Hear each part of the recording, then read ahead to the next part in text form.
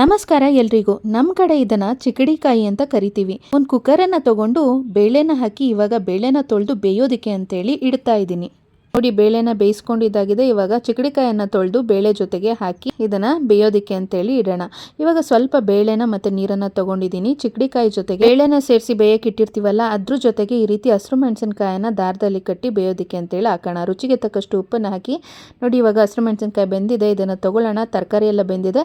ತರಕಾರಿ ಮತ್ತೆ ನೀರು ಇದೆರಡನ್ನು ಸಪ್ರೇಟ್ ಆಗಿ ನಾವು ಬಸ್ಕೋಬೇಕು. ಬೇಳೆ ಮತ್ತೆ ಸ್ವಲ್ಪ ನೀರನ್ನು ತಗೊಂಡಿರ್ತೀವಲ್ಲ, ಅದ್ರ ಜೊತೆಗೆ ಹುಣಸೆಹಣ್ಣನ್ನು ನೆನೆಸ್ಕೊಳ್ಳೋಣ.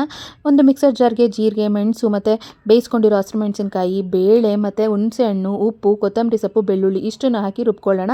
ಖಾರ ಸಿದ್ಧ ಆಗಿದೆ. ಈಗ ಒಂದು ಬಾಣಲಿನ ಕಾಯೋದಕ್ಕೆ ಅಂತ ಹೇಳಿಟ್ಟು ಎಣ್ಣೆನ ಹಾಕಿ, ಎಣ್ಣೆ ಕಾದ್ಮೇಲೆ ಸಾಸಿವೆ, ಬೆಳ್ಳುಳ್ಳಿ ಮತ್ತೆ ಈರುಳ್ಳಿ ಮತ್ತೆ ತೆಂಗಿನಕಾಯಿ, ಒಂಚೂರು ಖಾರದ ಪುಡಿ, ಬೇಯಿಸ್ಕೊಂಡಿರೋ ಬೇಳೆ ತರಕಾರಿನ ಹಾಕಿ ಚೆನ್ನಾಗಿ ಮಿಶ್ರಣ ಮಾಡಿಬಿಟ್ರೆ ಒಳ್ಳೆ ಪಲ್ಯ ಮುದ್ದೆ ಜೊತೆಗೆ ಚಿಕಡಿಕಾಯಿ ಉಪ್ಸಾರು ಸವಿಯಲು ಸಿದ್ಧ. ಇಷ್ಟ ಆದರೆ ಲೈಕ್ ಕೊಟ್ಟು ಶೇರ್ ಮಾಡಿ.